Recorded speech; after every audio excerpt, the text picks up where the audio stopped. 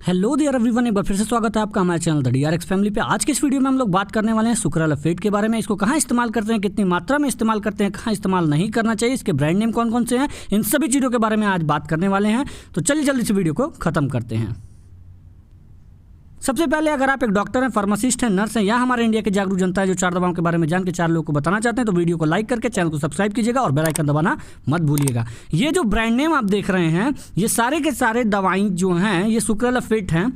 इनमें से कोई भी दवा अगर आपके हाथ में है तो ये वीडियो आपके लिए बहुत इंपॉर्टेंट है। सबसे पहले तो आप अपने स्क्रीन को पॉज कर लीजिए और उसके बाद आराम से अपने दवा को छांट लीजिए कि आपके हाथ में कौन सी दवा है। मगर आपको लास्टली यही पता चलेगा कि वो सुक्रालोफेट जो है उसमें जेनरिक ड्रग है जो कि सब काम करने वाला है। अब कुछ कॉम्बिनेशन की बात कर लेते हैं। कुछ कॉम्बिनेशंस जो हैं सुक्रालोफेट के साथ में अदर ड्रग्स जो हैं उनके नाम भी यहाँ पे ब्रांड नेम लिखे गए हैं। अगर ये भी आपके पास है तो भी ये वीडियो आपके लिए बहुत इंपॉर्टेंट है। द डीआरएक्स फैमिली को ही सब्सक्राइब करना क्यों इंपॉर्टेंट है, क्योंकि ये आपको अवेलेबल डोजेस फॉर्म के बारे में भी बताता है। तो ठीक उसी तरीके से सबसे पहले आप देख सकते हैं कि हमारे सुक्रालोफेट का सस्पेंशन अवेलेबल है मार्केट में, टैबलेट फॉर्म में अवेलेबल है मार्केट में और इसके जेल भी अवेलेबल है हमारे मार्केट में। तो चलिए अब हम लोग बात कर लेते हैं सुक्रालोफेट को कब इस्तेमाल करना है। सुक्रालोफेट को खाली पेट आपको इस्तेमाल करना है, खाना खाने के 1 घंटा पहले और रात में सोते समय। चलिए अब हम लोग बात कर लेते हैं एडवर्स ड्रग रिएक्शन की या कह लीजिए साइड इफेक्ट की। सुक्रालोफेट के कौन कौन से साइड इफेक्ट देखने को मिल सकते हैं अगर वो किसी इंसानी शरीर में आते हैं। तो सबसे पहले ड्राउजीनेस, मतलब आदमी को उबासी लेगा, आदमी नींद आएगी उसको। उसका बैक पेन हो सकता है। कॉन्स्टिपेशन, मतलब आदमी का पेट साफ नहीं होगा, उसके सिर में दर्द हो सकता है, उसे डायरिया हो सकता है, उसे मिचली आ सकती है, उसे चक्कर आएगा, उसके शरीर पे रैश पड़ेगा, ड्राई माउथ मतलब उसका मुंह सूखेगा, प्रूरिटी मतलब उसको अपने शरीर को खुजलाने का मन करेगा उसके।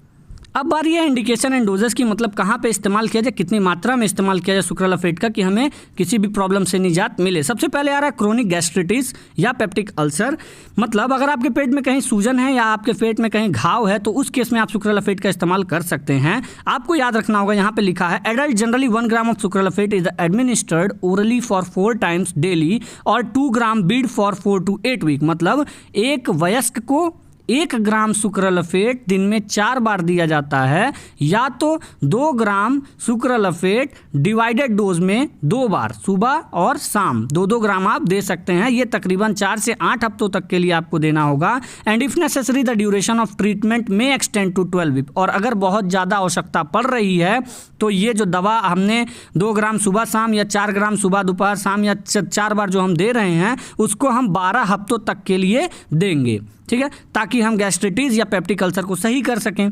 The maintenance dose is of 1 gram 2 times in a day as it may prevent the recurrence of duodenal ulcer, मतलब ये बता रहा है मेंटेनेंस डोज के तौर पे हम 1 ग्राम का इस्तेमाल करेंगे सुक्रालोफेट का, दिन में 2 बार उसको हम देंगे ताकि हम डियोडेनल अल्सर को होने से रोक सकें। Maximum dose of sucralfate is 8 gram daily, और हद से अधिक सुक्रालोफेट जो एक वयस्क को दिया जा सकता है वो तकरीबन है 8 gram daily. In case of child, बच्चों में अगर देखते हैं तो अगर 1 महीने से लेके 2 साल का बच्चा है तो उसमें 250 mg सुक्रालोफेट का इस्तेमाल करेंगे 4 से 6 बार पूरे दिन में। अगर 2 साल से 12 साल का बच्चा है तो उसमें 500 mg का इस्तेमाल करेंगे 4 से 6 बार पूरे दिन में, और 12 से 18 साल का बच्चा है तो उसमें 1 ग्राम का इस्तेमाल करेंगे 4 से 6 बार पूरे दिन में। तो चलिए अभी हम लोग बात करते हैं prophylaxis of GI haemorrhage for stress ulceration, मतलब जब आप बहुत ज़्यादा सोचने लगते हैं या इंटरव्यू में जाते हैं तो उस समय आपके पेट में जो गुड़गुड़ होता है उसको कह सकते हैं स्ट्रेस। अब मान लीजिए उस स्ट्रेस की वजह से यदि आपके पेट में बहुत ज़्यादा एसिड सिक्रीट होना स्टार्ट हो गया है तो आपके पेट में जो घाव हो रहा है हम उसको कह सकते हैं एक तरह से स्ट्रेस अल्सरेशन, ठीक है। स्ट्रेस अल्सरेशन में होता क्या है, आपके पेट में खून का रिसाव होने लगता है, दैट इज जीआई हेमोरेज। तो अगर खून के रिसाव को आपको बचाना है स्ट्रेस अल्सरेशन में तो भी आप सुक्रालोफेट का इस्तेमाल कर सकते हैं। कितना ग्राम या कितना mg, इसके बारे में अब बात होने वाला है। एक वयस्क को तकरीबन 1 ग्राम चाहिए दिन में 6 बार यदि उसको जीआई हेमोरेज को बचाना है स्ट्रेस अल्सरेशन के, तो ठीक है। मैक्सिमम डोज 8 ग्राम हम डेली दे सकते हैं। और बच्चों में अगर 1 महीने से 2 साल का बच्चा है, 1 महीने से लेकर 2 साल तक का बच्चा है तो 250 mg उसको दिन में 4 से 6 बार देंगे, और अगर 2 साल से 12 साल का बच्चा है तो 500 mg उसको 4 से 6 बार देंगे, और अगर 12 से 18 साल तक का बच्चा है तो 1 ग्राम दिन में 4 से 6 बार इस्तेमाल करेंगे, ताकि हम स्ट्रेस अल्सरेशन में जीआई हेमोरेज, ये मतलब पेट के अंदर होने वाले खून के रिसाव को रोक सकें या बचाव कर सकें उसका। तो चलिए बात आता है क्या हम इसका प्रेगनेंसी में इस्तेमाल कर सकते हैं सुक्रालाफेट का। तो जी एकदम कैटेगरी बी में इस दवा को रखा गया है। कैटेगरी बी क्या है, पहले एक ये बात समझिएगा। Animal reproduction studies has failed to demonstrate a risk to the foetus and there is no adequate and well controlled studied in pregnant women.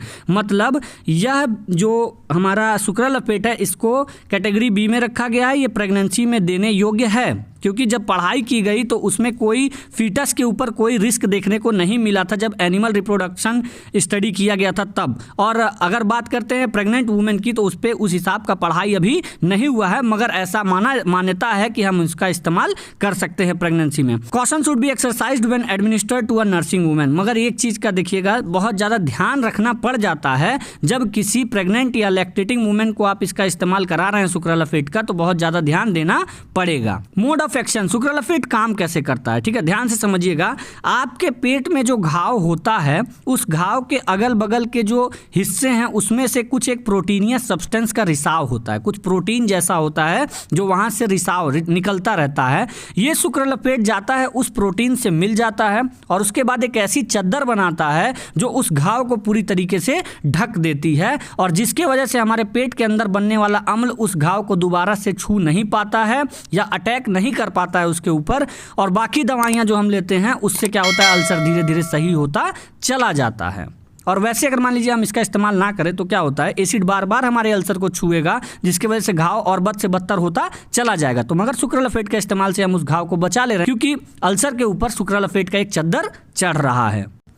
अब हम लोग बात करने वाले हैं स्पेशल प्रिकॉशन के बारे में कि कहाँ पे इसका इस्तेमाल करते समय, सुक्रालाफेट का इस्तेमाल करते समय कहाँ पे हमें बहुत ज़्यादा ध्यान देना पड़ता है, इसकी बात होने वाली है। सबसे पहले ऐसे लोग जिनका रीनल फेल्योर या मतलब ऐसा कह लीजिए जिनके में कोई किडनी से रिलेटेड प्रॉब्लम है, ठीक है, ध्यान से सुनिएगा, जिनके अंदर किडनी से रिलेटेड कोई प्रॉब्लम है उनके अंदर सुक्रालाफेट का इस्तेमाल करते समय बहुत ज़्यादा ध्यान दिया जाए, ठीक है। एक चीज़ समझिएगा, जिनकी किडनी खराब है उन्हें एंटासिड भी नहीं देना है। एंटासिड से मेरा मतलब है डाइजीन सिरप, जो आप जानते होंगे।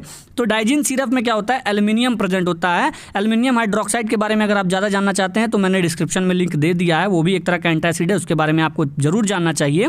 तो समझिएगा बात को, अगर एल्युमिनियम अगर आपके शरीर में है, ठीक है, और आपने सुक्रालाफेट को भी इस्तेमाल कर लिया तो इसके वजह से क्या होगा, एल्युमिनियम टॉक्सिसिटी देखने को मिल सकता है उस इंसान के अंदर।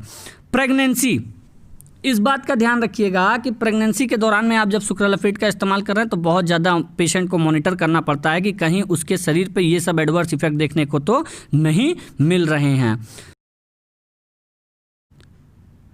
फिर आ रहा है लैक्टेशन के दौरान में भी इसका इस्तेमाल करते समय बहुत ज़्यादा ध्यान देना पड़ जाता है, क्योंकि क्या पता ये दवा जो है आपने अभी पढ़ा है कि 1 ग्राम 2 ग्राम इसका इस्तेमाल किया जा रहा है, तो चांसेस हैं कि ब्रेस्ट मिल्क के थ्रू होते हुए ये बच्चों में भी पहुंच सकता है। नियोनेट्स मतलब ऐसे जो एक तरह से कह लीजिए कि 6 हफ्ते के जो बच्चे हैं या उससे छोटे, उन बच्चों के अंदर इस्तेमाल करते समय इस दवा का बहुत ज़्यादा आपको उनके ऊपर ध्यान देना पड़ जाएगा। चिल्ड्रन, बच्चों में जब आप इस्तेमाल कीजिए सुक्रालाफेट का तो भी बहुत ज़्यादा ध्यान देना पड़ता है कि कहीं कोई दिक्कत तो नहीं आ रही है। चलिए अब हम लोग बात कर लेते हैं ड्रग इंटरेक्शन की। सबसे पहला पॉइंट जो है वो आपको ये बताना चाह रहा है कि avoid antacid within 30 minute of sucralfate administration. यदि आपने सुक्रालाफेट किसी एक पेशेंट को दिया है तो उसको अगले 30 मिनट तक एंटासिड ना दें, ठीक है। मैंने अभी बताया एंटासिड के अंदर एल्युमिनियम हाइड्रोक्साइड भी प्रेजेंट हो सकता है और सुक्रालाफेट के प्रेजेंस में एल्युमिनियम टॉक्सिसिटी शरीर में हो सकती है, इस वजह से एंटासिड को अवॉइड कीजिए 30 मिनट तक, ठीक है। सुक्रालाफेट में reduce absorption of tetracycline. Tetracycline एक तरह का एंटीबायोटिक है, इसका एब्जॉर्प्शन हमारे शरीर में नहीं होगा तो बैक्टीरिया नहीं मरेंगे, जिससे बीमारी कुछ नहीं सही होगा।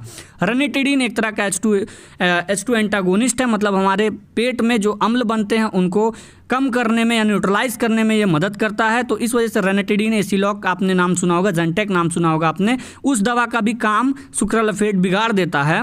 कीटोकोनाजोल एक तरह का एंटी फंगल ड्रग है जो कि आपके शरीर में जब फंगल वायरल इन्फेक्शन होता है तो डॉक्टर्स लोग देते हैं। कीटोकोनाजोल का भी काम सुक्रालोफेट बिगाड़ देगा। थियोफाइलिन एक तरह से ऐसा कह लीजिए कि आपका सांस जब फूलता है तो इस दवा का इस्तेमाल किया जाता है, और उस दवा का इस्तेमाल अगर आप सुक्रालोफेट के साथ में कर ले रहे हैं तो आपको सांस लेने में जो प्रॉब्लम थी वो रह जाएगी, क्योंकि थियोफाइलिन अपना काम नहीं कर पाएगा। फेनेटोइन मतलब एक तरह की ऐसी दवा जो मिर्गी के अंदर इस्तेमाल किया जाता है, मिर्गी के दौरान में किसी एक व्यक्ति को दिया जाता है।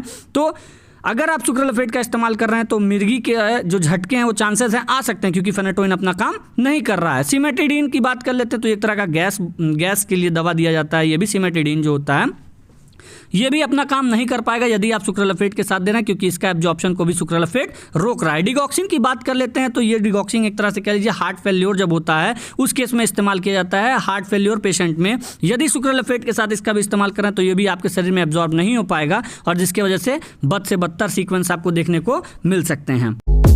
फिलहाल आज के वीडियो में इतना ही। अगर आप इससे ज़्यादा कुछ जानना चाहते हैं तो मुझे कमेंट सेक्शन में बताइएगा कि आपको कौन सी चीज़ नहीं समझ में आई है, और अगर वीडियो पसंद आए तो वीडियो को लाइक करना, अपने दोस्तों के साथ में शेयर करना। बात मानो मेरा, अगर मेडिकल प्रोफेशन से बिलोंग करते हो तो चैनल बहुत इंपॉर्टेंट है आपके लिए, तुरंत इसको सब्सक्राइब कर लो और बेल आइकन दबाना मत भूलना। फिलहाल के लिए इतना ही, बाय बाय।